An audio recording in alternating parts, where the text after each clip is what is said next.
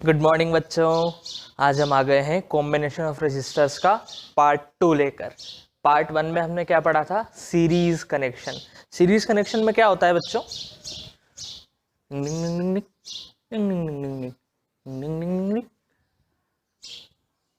इस तरीके से रेजिस्टेंस कनेक्ट होते हैं। अब इसमें खास बात क्या रहती थी कि जो करंट यहाँ से निकल रहा है वही करंट इसमें भी जाएगा, इसमें भी जाएगा और इसमें भी जाएगा। इसे हमने बोल दिया R1, R2, R3। यानी कि तीनों रेजिस्टर्स में करंट सेम रहता था। तीनों रेजिस्टर्स में करंट सेम रहता था। समझ में आई बात? और पोटेंशियल डिफरेंस अलग अलग। जैसे इसके अक्रॉस कितना आएगा सर? इसके अक्रॉस आएगा I इंटू R1। ओम बाबा बोल के गए V1 is equal to I R1। इसके अक्रॉस I R2, इसके across I R3। Potential difference अलग अलग आएगा और करंट सेम रहेगा। इसी की उल्टी कहानी हो जाती है पैरेलल कनेक्शन में। और देखो सीरीज में कैसे जुड़े हुए हैं कि इसका राइट हैंड और इसका लेफ्ट हैंड, इसका राइट हैंड और इसका लेफ्ट हैंड, ऐसे इस तरीके से हाथ पकड़ के लोग खड़े होते हैं ना, जैसे ये। फिर इधर वाला तो इसका लेफ्ट हैंड इसके राइट हैंड से, फिर इधर वाला इसके लेफ्ट हैंड इसके राइट हैंड से, इस तरीके से खड़े हो गए एक के बाद एक के बाद एक। तो ये होता है सीरीज कनेक्शन। अब पैरेलल में क्या हुआ? पैरेलल में एक रेजिस्टर का लेफ्ट हैंड दूसरे रेजिस्टर के लेफ्ट हैंड से ही कनेक्टेड है और राइट हैंड भी दूसरे के राइट हैंड से ही कनेक्टेड है। ये बात समझ में आई? देखो ये एक रेजिस्टर,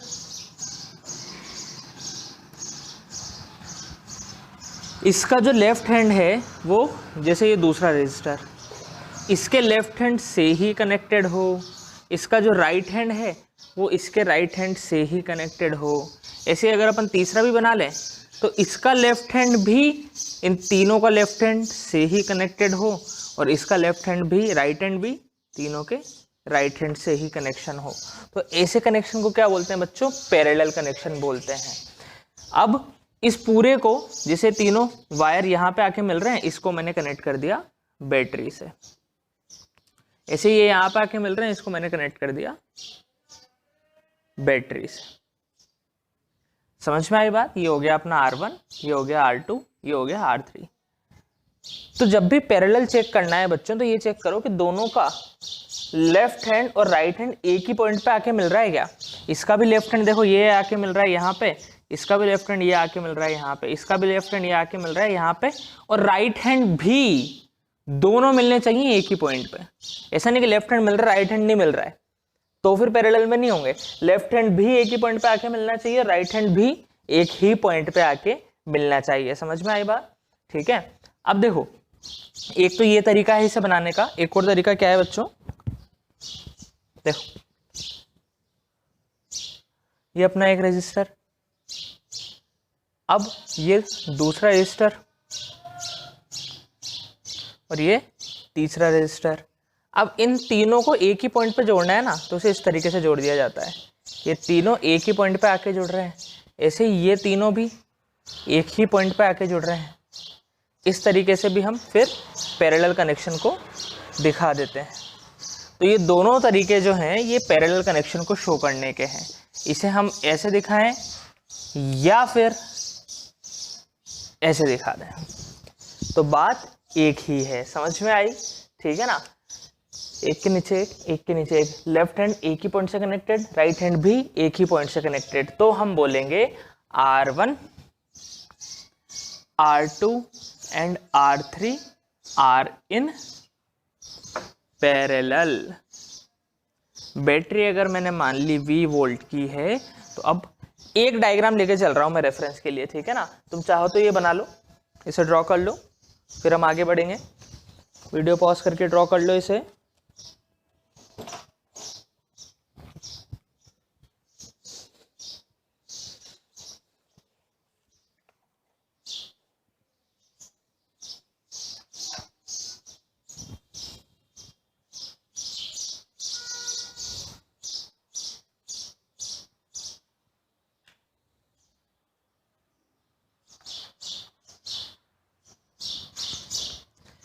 चलो अब वापस से वही बात जो सीरीज में थी, क्या कि सर ये तो बड़ा कॉम्प्लिकेटेड सा सर्किट है, अब इस पूरे को हटा दो, इस पूरे को हटा दो और इसकी जगह में यहां से मैंने मान लिया बैटरी से कितना करंट फ्लो हो रहा है, बैटरी से निकल रहा है आई करंट, कितना निकल रहा है आई। तो इन तीनों को मैं हटा दूं और इनकी जगह मैं एक रजिस्टर लगाऊं ऐसा जिसकी वैल्यू कुछ इस तरीके से हो कि अभी भी बैटरी से उतना ही करंट निकला जितना पहले निकल रहा था। बात समझ में आई? सर्किट को सिंप्लीफाई करना चाह रहे हैं कि सर ये तो बड़ा गंदा सा सर्किट है, इतना कॉम्प्लिकेटेड सा नहीं। अपन क्या करेंगे, सर इन तीनों को हटाओ और इनकी जगह एक ऐसा रेजिस्टेंस लगाओ जिससे कि सर्किट में उतना ही करंट फ्लो हो रहा है जितना पहले हो रहा था। सीरीज में क्या आया था, आर इक्विवेलेंट की value R1 plus R2 plus R3। यहाँ देखते हैं क्या आती है। ठीक है, तो सबसे पहले, इससे भी पहले मैं दोबारा बना देता हूँ डायग्राम। पैरेलल में एक बहुत शानदार बात है जो हमें ऑब्जर्व करनी है, जो हमें याद रखनी है, बहुत इंपॉर्टेंट बात है। डिंग डिंग डिंग डिंग डिंग डिंग डिंग डिश, डिंग डिंग डिंग डिंग डिश। थोड़ा ऊपर बनाते हैं। डिंग डिंग डिंग डिंग डिश, डिंग डिंग डिंग डिंग डिश, डिंग डिंग डिंग डिंग डिश।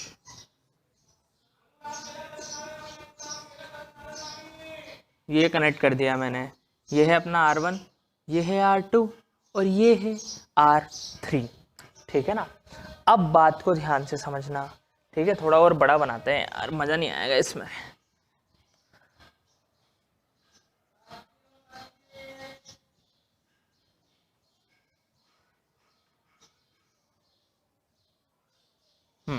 अब सही है।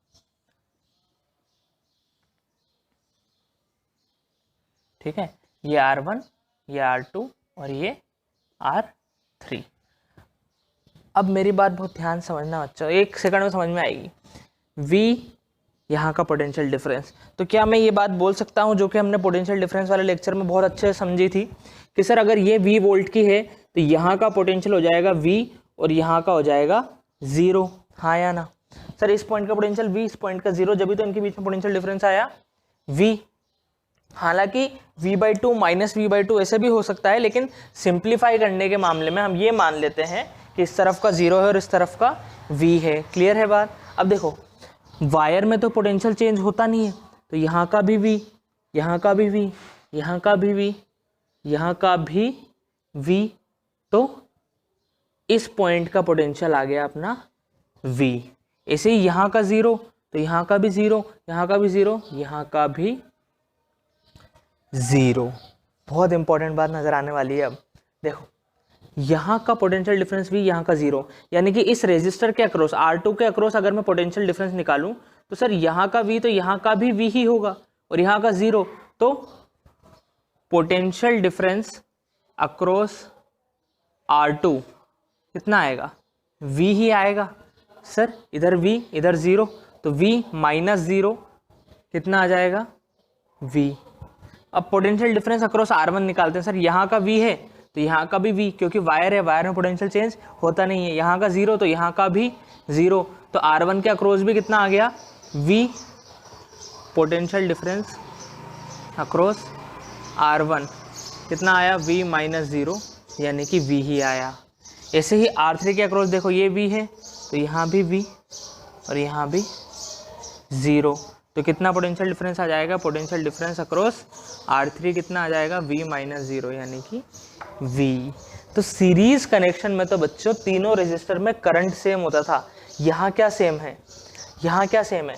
तीनों रेजिस्टेंस के अक्रॉस पोटेंशियल डिफरेंस, यानी कि हम बात बोल सकते हैं कि VR1 इज इक्वल टू, या फिर V1 बोल देता हूँ मैं, V1 is equal to V2 is equal to V3। तीनों के अक्रॉस पोटेंशियल डिफरेंस सेम रहेगा।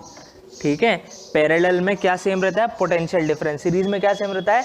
करंट सेम रहता है। बात समझ में आई? सर यहाँ करंट सेम नहीं रहेगा क्या? देखो वापस से देख लो कैसे। सर जो V वोल्ट की बैटरी थी तो V का पोटेंशियल डिफरेंस आया, इन दो पॉइंट के बीच में भी V का, तो इन दो के बीच में भी V का, इन दो के बीच में भी V का, इन दो के बीच में भी V का। सर ऐसा सीरीज में नहीं हो रहा था क्या? नहीं हो रहा था। देखो इसे दो रेजिस्टर लगा दिए मैंने सीरीज में, तो अब यहाँ V का पोटेंशियल डिफरेंस है तो इस पॉइंट का V, इस पॉइंट का 0, तो इसका मतलब इस पॉइंट का V, इस पॉइंट का 0। अब इस वाले पॉइंट का 0 नहीं रहेगा, अगर इसका 0 हो गया तो इसके अक्रॉस तो V आ गया, लेकिन इसके अक्रॉस कितना आएगा, 0 आ जाएगा, तो सेम पोटेंशियल डिफरेंस नहीं होगा। हो सकता है केवल एक केस में, केवल एक केस में सेम हो सकता है जब दोनों रेजिस्टर सेम हो, पर वो हम बाद में देखेंगे, लेकिन बाकी सभी इनफाइनाइट केसेस में सेम नहीं होगा। यहाँ तो अपने आप सेम आ रहा है कि देखो सर इसके अक्रॉस भी V0 V0 V0, यहाँ नहीं आ रहा है, यहाँ V है तो यहाँ 0 है, बीच में कुछ और ही होगा। बीच में अगर V1 हुआ तो इसके बीच में पोटेंशियल डिफरेंस होगा V माइनस V1 और इसके बीच में होगा V1 माइनस 0 यानी कि V1 का। समझ में आई बात, ठीक है ना। तो सीरीज में क्या सेम रहता है, सीरीज में करंट सेम रहता है, और पैरेलल में क्या सेम रहता है, पोटेंशियल डिफरेंस। तो हम ये बात बोल सकते हैं, इंपॉर्टेंट पॉइंट,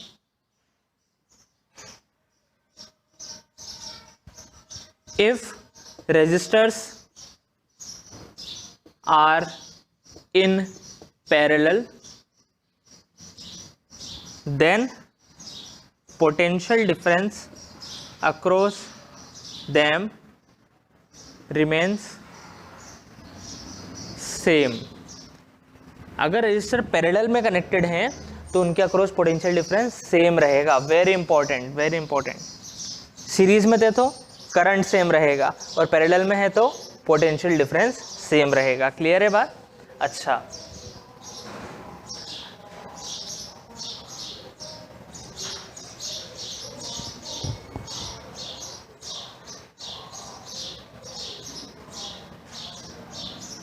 देखो अब करंट की बात करते हैं। सर करंट भी सेम रहेगा तो मज़ा आ जाएगा सर, तीनों में करंट भी सेम, पोटेंशियल डिफरेंस भी सेम। हाँ, देखते हैं करंट सेम रहेगा क्या। ये हो गया करंट, सर आई मान लिया, तो यहाँ से करंट आई जा रहा है, यहाँ से भी आई जाएगा, यहाँ से भी आई।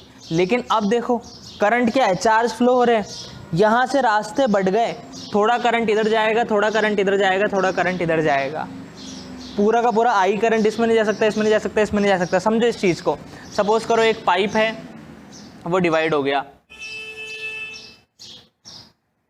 इस तरीके से, तीन अलग अलग पाइप में। तो यहाँ से जितना पानी जा रहा था, थोड़ा पानी इस पाइप में जाएगा, थोड़ा इसमें जाएगा और थोड़ा इसमें जाएगा। हम ये नहीं कह सकते कि तीनों में इक्वल जाएगा, ठीक है। ये नीचे है तो ज़्यादा पानी यहाँ जाएगा, ऊपर वाले में कम जाएगा, ठीक है ना। तो यही चीज़ यहाँ पे कि सर जो करंट आई आ रहा था वो डिवाइड हो गया, वो डिवाइड हो गया, थोड़ा इसमें से जाएगा, थोड़ा इसमें से, थोड़ा इसमें से, लेकिन तीनों में से इक्वल नहीं जाएगा। समझ में आई बात? एक और बहुत सॉलिड रीज़न दूंगा मैं कि इक्वल क्यों नहीं जाएगा बाद में। हालांकि यहीं से समझ में आना चाहिए कि सर यहाँ से आई जा रहा है, अब यहाँ रेजिस्टेंस अलग है, यहाँ अलग है, यहाँ अलग है, तो तीनों में से अलग अलग करंट जाएगा। क्लियर है क्या बात? तो हम ये मान लेते हैं, बच्चों कि इसमें से आई जा रहा है तो डिवाइड होकर इसमें से चला गया I1, इसमें से चला गया I2 और इसमें से चला गया I3। R1 में से गया I1, R2 में से गया I2, R3 में से गया I3, ठीक है। अब मैं वो सॉलिड रीजन देने जा रहा हूँ कि I1, I2, I3 इक्वल क्यों नहीं है। मुझे ये पता है कि V1 इक्वल है V2 के और V2 इक्वल है V3 के, तो V1 किसके बराबर हो जाएगा? V1 हो जाएगा I1 R1 के। ओम बाबा ने बोल के गए किसी भी रेजिस्टेंस के अक्रॉस पोटेंशियल डिफरेंस किसके बराबर होगा? उसके अंदर जो करंट पास हो रहा है इनटू R1, तो V1 किसके बराबर हो जाएगा? I1 into R1। V2 किसके बराबर हो जाएगा? I2 into R2। V3 किसके बराबर हो जाएगा? I3 इंटू R3, ठीक है। अब इस बात को समझो कि सर जैसे I1 R1 is equal to I2 R2, तो क्या मैं ये बोल सकता हूँ I2 को डिवाइड में भेज देता हूँ, R1 को इधर भेज देता हूँ, तो I1 upon I2 is equal to R2 upon R1। Sir I1 और I2 इक्वल तब होंगे जब यहाँ पे 1 आ जाए, जब भी तो I1 is equal to I2 हो जाएगा। लेकिन R2 और R1 तो इक्वल ही नहीं, तो ये 1 कभी भी नहीं आएगा। इसका मतलब ये दोनों भी कभी भी इक्वल नहीं होंगे। कब इक्वल होंगे? जब R2 R1 इक्वल हो जाए, जब रजिस्टर सेम हो जाएगा तो करंट सेम होगा, वरना कभी भी नहीं होगा। सब में से अलग अलग करंट जाएगा, सब में से अलग अलग करंट जाएगा। देखो बात समझ में आई, ठीक है ना। जब R2 R1 इक्वल होंगे तभी तो ये कट के 1 हो जाएगा और तभी I1 I2 के इक्वल होगा। लेकिन R2 R1 तो अलग अलग है, जब इक्वल होंगे तब करंट सेम होगा बस। बाकी जब भी ये अलग अलग होंगे तब करंट अलग अलग होगा। बात समझ में आई क्या? ठीक है ना। तो सर पोटेंशियल डिफरेंस पैरेलल में सेम रहता है। इस पूरी कहानी का जो कंक्लूजन है वो क्या है कि सर रेजिस्टर्स जब पैरेलल में कनेक्ट होते हैं उनके अक्रॉस पोटेंशियल डिफरेंस सेम रहता है पर करंट अलग अलग फ्लो होता है, करंट अलग अलग फ्लो होता है। समझ में आई बात? ठीक है ना। देखो ये चीज़ें समझनी बहुत ज़रूरी है। ये चीज़ें समझ जाओगे ना अच्छे से तो न्यूमेरिकल में 1% डाउट नहीं होगा। बच्चे क्या करते हैं, डायरेक्ट फॉर्मूला याद रख लेते हैं, यहाँ सीरीज में R equivalent is equal to R1 + R2 + R3 parallel में ये, लेकिन उससे कभी फायदा नहीं होगा।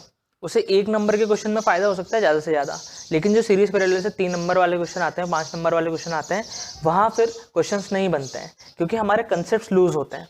तो इन कंसेप्ट को स्ट्रॉन्ग कर रहे हैं, समझ रहे हैं एक एक चीज़ को। तो क्या समझ में आई कि सर पैरेलल में वोल्टेज सेम रहता है और करंट डिवाइड हो जाता है, तो करंट अलग अलग रहता है। हर रेजिस्टर में से करंट अलग अलग रहता है। R1 में से I1, R2 में से I2, R3 में से I3। इसके बाद आगे बढ़ते हैं। ये बात समझ में आई, इसे नोट कर लो फिर हम आगे बढ़ेंगे। वीडियो पॉज करके नोट कर लो।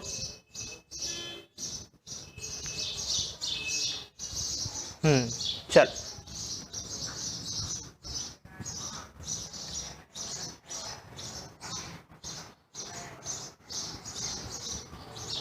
देखो मुझे एक बात बताओ कि सर यहाँ से जितने चार्ज आ रहे थे उनमें से कुछ चार्ज इधर गए, कुछ इधर गए, कुछ इधर गए, लेकिन उतने ही तो गएंगे, उतने ही तो जाएंगे जितने यहाँ से आए थे।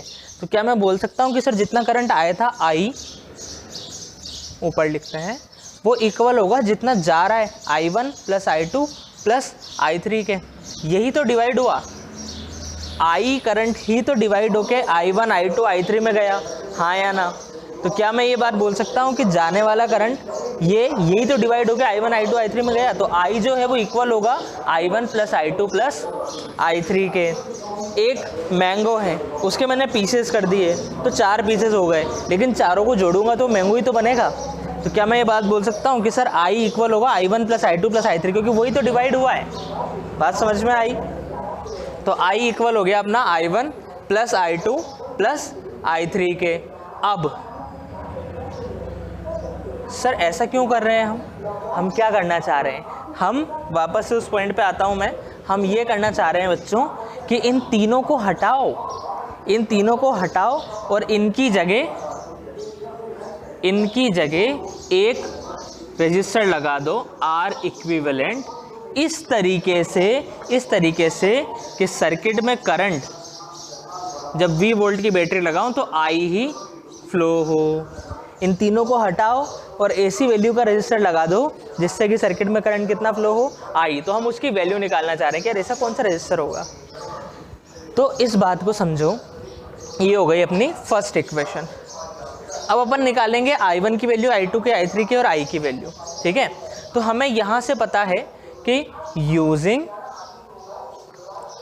ओम्स लॉ अगर मैं R1 के अक्रॉस पोटेंशियल डिफरेंस निकालूं V1, वो किसके बराबर होगा? सर इसके अंदर जो करंट जा रहा है I1 इंटू R1 के, ओम्स लॉ, करंट जा रहा है इंटू रेजिस्टेंस की वैल्यू। लेकिन हमें ये पता है कि सर इसके अक्रॉस जो पोटेंशियल डिफरेंस है वो किसके बराबर है? V के बराबर है।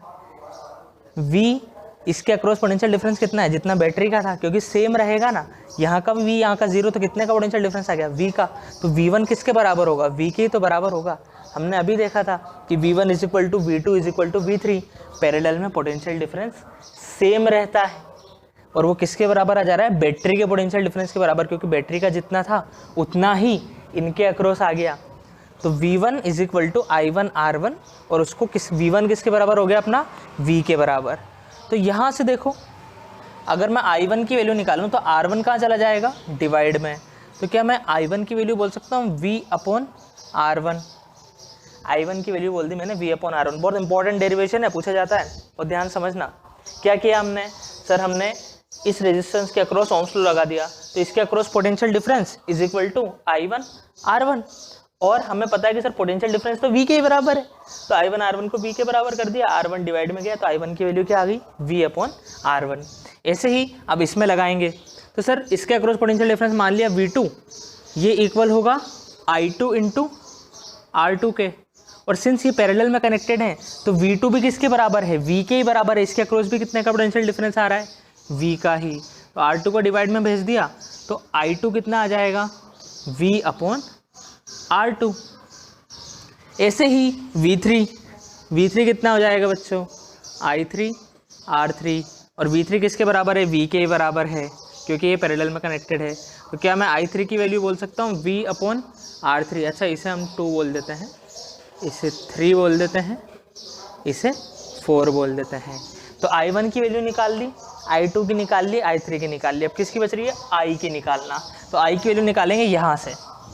तो देखो इसके अक्रॉस V पोटेंशियल डिफरेंस है तो इसके अक्रॉस भी V ही आएगा। जब एक रेजिस्टर होता है तो जितना बैटरी का पोटेंशियल डिफरेंस वही आ जाता है रेजिस्टर के अक्रॉस। तो क्या मैं यहाँ से बोल सकता हूँ कि sir V is equal to I R equivalent. Ohm's law ने क्या बोला, किसी भी रेजिस्टर के across potential difference is equal to उसके अंदर जो करंट जा रहा है इनटू उस रेजिस्टेंस की वैल्यू। तो V is equal to I R equivalent. अब आई आर इक्विवेलेंट मल्टीप्लाई में डिवाइड में चला जाएगा, V अपॉन आर इक्विवेलेंट। ये हो गई अपनी 5th इक्वेशन। समझ में आई बात। इसे मैं यहीं पे लिख देता हूँ कि जो V है, जो बैटरी है वही लगाई है वहाँ पे भी, जो यहाँ थी वही लगाई है वहाँ पर, यही तो कंडीशन है। Is equal to I into R equivalent. तो यहाँ से हम बोल सकते हैं कि I की वैल्यू कितनी हो जाएगी, V अपॉन आर इक्विवेलेंट। ये हो गया अपना 5th इक्वेशन। समझ में आई बात, ठीक है। बस हो गया अपना काम हो गया बच्चों। सर कैसे, देखो सर इन सारे I1 I2 I3 और I की वैल्यू कहाँ रख देते हैं, इधर रख देते हैं फर्स्ट में। Put 2 3 4 5 in first. तो I की जगह क्या लिखूंगा, V upon R equivalent. I की जगह लिख दिया V upon R equivalent is equal to I1 की जगह V अपॉन R1, I2 की जगह V अपॉन R2, I3 की जगह V अपॉन R3। अब sir V upon R equivalent is equal to, देखो V कॉमन ले लिया, 1 upon R1 plus 1 upon R2 plus 1 upon R3। तो V से V कैंसिल हो गया, तो ये कितना आ गया, 1 upon R equivalent is equal to 1 upon R1 plus 1 upon R2 plus 1 upon R3। यहाँ से हम R इक्विवेलेंट की वैल्यू निकाल लेंगे। सीरीज में क्या आया था, R equivalent is equal to R1 plus R2 plus R3, यहाँ उसका उल्टा 1 upon R equivalent is equal to 1 upon R1 plus 1 upon R2 plus 1 upon R3। बात समझ में आई। यही डेरिवेशन पूछा जाता है कि भाई पैरेलल कॉम्बिनेशन में R इक्विवेलेंट की वैल्यू डिराइव करो। तो कैसे डिराइव करी हमने, एक बार फिर से सुनो। सबसे पहले सर हमने ये देख लिया कि तीनों के अक्रॉस पोटेंशियल डिफरेंस सेम रहता है, पैरेलल में देख लिया, लिखा नहीं। उसके बाद हमने करंट देखा कि करंट तो डिवाइड हो जाएगा, तो डिवाइड हो जाएगा तो क्या मैं ये बात बोल सकता हूँ कि जितना पूरा था इज इक्वल टू इन सबका सम। तो ये लिख दिया हमने, यही है डेरिवेशन, ये जो बोर्ड पे दिख रहा है। I is equal to I1 plus I2 plus I3। अब I1 की वैल्यू रख दी V अपॉन R1, I2 की रख दी V अपॉन R2, I3 की V अपॉन R3 और I की V upon R equivalent. Ohm's law से निकाल के चारों की वैल्यू रख दी, V कट गया, क्या बचा, 1 upon R equivalent is equal to 1 upon R1 plus 1 upon R2 plus 1 upon R3। समझ में आई बात, ठीक है, नोट कर लो। अब इस पर न्यूमेरिकल करेंगे।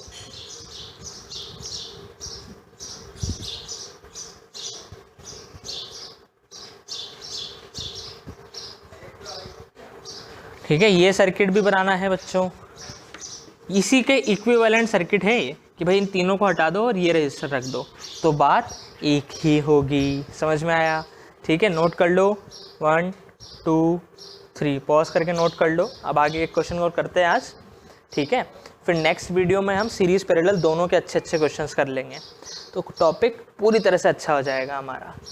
पहले इनको समझना बहुत ज़रूरी है, ये तुम्हें समझ में आ गया ना, अब क्वेश्चंस में बिल्कुल भी दिक्कत नहीं आएगी।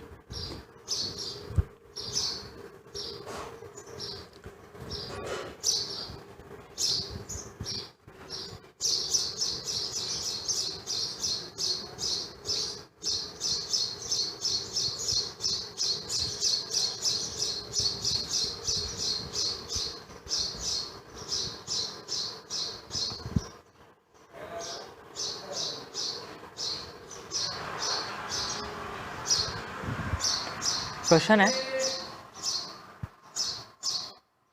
3 रजिस्टर हैं, 2 ओम का, 3 ओम का और 6 ओम का, जो कि कनेक्टेड है बैटरी से, जो कि है 10 वोल्ट की। ठीक है, अब यहां मैंने लगा दिया एक एमीटर। मेरा सवाल है फाइंड, पहला equivalent resistance, find equivalent resistance. Second, reading of ammeter. Third, potential difference across 2 ohm, 3 ohm and 6 ohm. तो सबसे पहले फर्स्ट पार्ट करके देखो बच्चों, ट्राई करो। इक्विवेलेंट रेजिस्टेंस निकालना है। सबसे पहले इन तरह के क्वेश्चन में क्या देखना है, इक्विवेलेंट रेजिस्टेंस के 2 फॉर्मूले देखे हमने, एक तो सीरीज वाला R equivalent is equal to R1 plus R2 plus R3, और एक देखा पैरेलल वाला कि 1/R equivalent is equal to 1/R1 plus 1/R2 plus 1/R3। तो ये देखो कि रेजिस्टर सीरीज में है कि पैरेलल में है। काय में है ये सर? दिख रहा है साफ साफ, पैरेलल में है। पैरेलल में है तो पैरेलल का फॉर्मूला लगाएंगे sir, 1/R equivalent is equal to 1/R1 plus 1/R2 plus 1/R3। तो 1/R equivalent is equal to, value रख देते हैं 1/2 प्लस 1/3 प्लस 1/6। क्लियर है बात? अब एलसीएम ले लेंगे तो 1/R equivalent is equal to 2, 3, 6 का एलसीएम 6। जिन बच्चों को एलसीएम लेना नहीं आता है कोई बात नहीं है, ठीक है, बिल्कुल भी टेंशन लेने की बात नहीं है। या तो तुम 8th क्लास की मैथ्स की बुक में से 6, 7 जो भी जिसमें भी एलसीएम तुमने पढ़ा था वहां से एक बार प्रैक्टिस कर लो, क्योंकि बार बार काम आएगा, हर बार काम आएगा, ठीक है ना। या फिर एक और तरीका है कि इन सबको मल्टीप्लाई कर दो। मैं दोनों तरीके से दिखाता हूँ। सबसे पहले एलसीएम, 2, 3, 6 का एलसीएम क्या आएगा? 6 आएगा। अब 2, 3 जा 6, तो ये हो गया 3, 3, 2 जा 6, 2 हो गया, प्लस 6, 1 जा 6। तो सर 3 और 2 5, 5 और 1 6, 6/6 कितना आ गया सर? ये तो 1 आ गया, 1/1। तो 1/R इक्विवेलेंट की वैल्यू आई है 1। तो R इक्विवेलेंट की कितनी वैल्यू होगी सर? 1/R इक्विवेलेंट की वैल्यू आ गई 1। तो इसको मल्टीप्लाई में भेज देते हैं, तो R इक्विवेलेंट कितना आ जाएगा? 1 ओम। ये अपन ने R इक्विवेलेंट निकाल दिया। अब जिन बच्चों को एलसीएम निकालना नहीं आएगा सर 6 कैसे एलसीएम आ गया वो भी देख लो। क्या करना है, जिनका भी तुम्हें एलसीएम लेना है ना, उन सबको मल्टीप्लाई कर दो आपस में। क्या कर दो? मल्टीप्लाई। तो 1/R equivalent is equal to 2, 3 जा 6, 6 जा 36, 2, 3 जा 6, फिर 6 को 6 से मल्टीप्लाई करेंगे तो 36। ठीक है, मल्टीप्लाई कर दो, आ जाएगा, बिल्कुल सही आंसर आएगा। ठीक है, अब 2 के टेबल में 36 कितनी बार जाता है? 18, 2 जा 36, तो आ जाएगा 18, प्लस 3 की टेबल में 12, 3 जा 36, है ना, डिवाइड करके देख सकते हो, 12, 3 जा 36। 6 के टेबल में 6, 6 जा 36। अब देखो 18 प्लस 12 30, 30 प्लस 6 36, तो 36/36 ये भी आ गया 1। समझ में आई बात? तो आई वुड रिकमेंड कि तुम एलसीएम निकालना सीख लो, क्योंकि आज नहीं तो कल ये तुम्हारा पीछा नहीं छोड़ेगा। सीखना ही है अगर अभी तक नहीं आता है तो। और स्टिल अगर तुम चाह रहे हो कि नहीं सर फटाफट टाइम पास जल्दी से निकाल लें हम, तो ये तरीका बेस्ट है, मल्टीप्लाई कर लो और आंसर पा लो। समझ में आई बात? देखो सेम आंसर आ रहा है। ठीक है, तो आर इक्विवेलेंट अपन ने निकाल लिया। अब हमसे पूछ रहा है रीडिंग ऑफ एमीटर। सेकंड सवाल, रीडिंग ऑफ एमीटर। एमीटर की रीडिंग बतानी है सर। एमीटर की रीडिंग यानी कि करंट निकालना है। एमीटर क्या मेजर करता है? करंट मेजर करता है। तो यहाँ से जो करंट जा रहा है उसे मेजर करना है। करंट निकालने का बेस्ट तरीका क्या है? अगर मेन करंट पूछा है, देखो ये तो ब्रांच वाले करंट है, मेन करंट पूछा है तो उसका बेस्ट तरीका क्या है सर? उसका बेस्ट तरीका ये है कि इन तीनों को हटाओ और इनकी जगह इक्विवेलेंट रेजिस्टेंस लगा दो। कितना आया अपना 1 ओम का। और जब मैं इसे 10 वोल्ट की बैटरी से कनेक्ट करूंगा तो करंट यहाँ से अगर आई फ्लो हो रहा था तो यहाँ से भी आई। यही तो कंडीशन थी इक्विवेलेंट रेजिस्टेंस की कि भाई इन तीनों को हटाओ, ऐसा रेजिस्टेंस लगाओ कि करंट चेंज ना हो। सर इसमें से करंट नहीं निकाल सकते, इसमें से तो निकाल सकते हैं। वापस से एक ही रेजिस्टेंस है तो डायरेक्ट ओम्स लॉ लगा देंगे, V is equal to I R. V कितना है 10, क्योंकि यही इस रजिस्टर के अक्रॉस भी आ जाएगा। I इंटू आर की वैल्यू कितनी आ जाएगी बच्चों 1 आ जाएगी। तो I इंटू 1 I, तो I की वैल्यू कितनी आ गई 10 एम्पियर। यानी कि हमें एमीटर कितनी रीडिंग दे रहा होगा 10 एम्पियर दे रहा होगा। समझ में आई बात? कितनी रीडिंग दे रहा होगा 10 एम्पियर। अच्छा नोट कर लो इतना, फिर थर्ड पार्ट करेंगे। नोट कर लो बच्चों।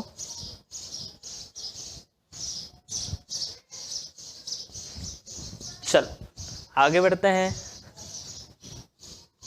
अब हमसे पूछा जा रहा है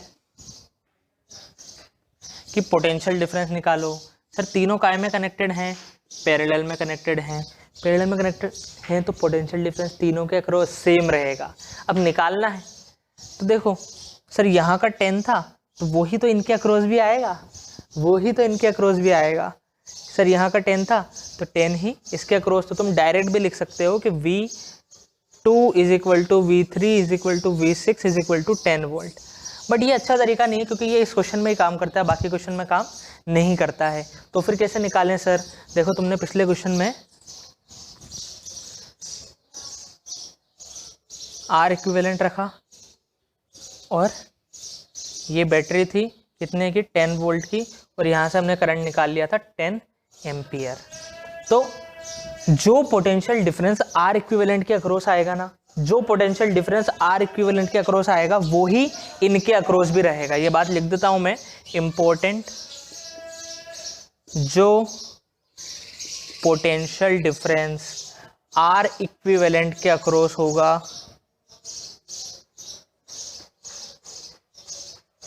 वो ही,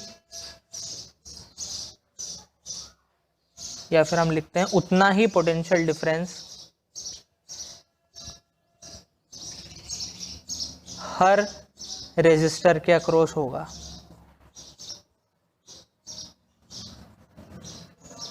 इस बात को समझते हैं। देखो हमने क्या करा था कि इन तीनों को हटा के एक रेजिस्टर लगाया था।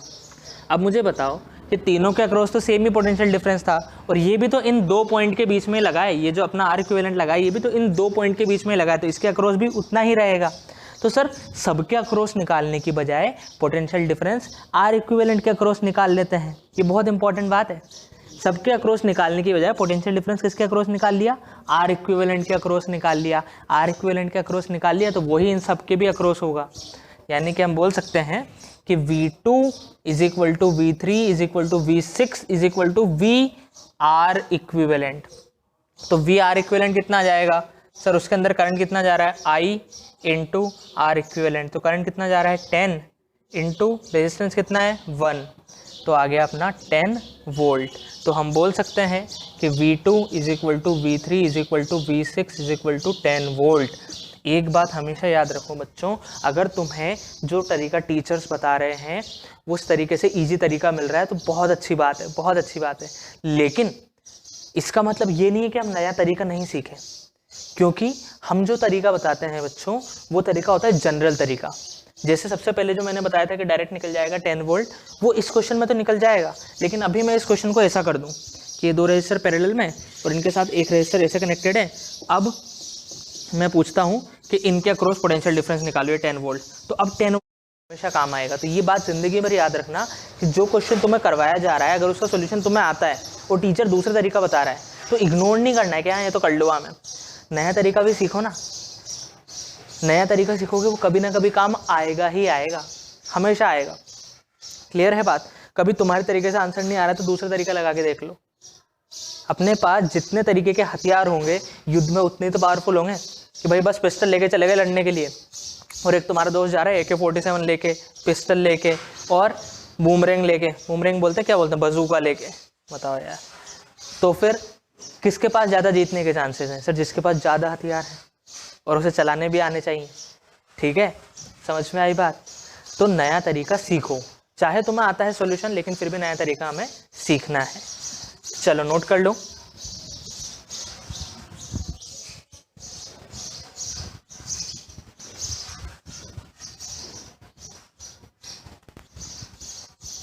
तो कितना आया पोटेंशियल डिफरेंस? 10 वोल्ट।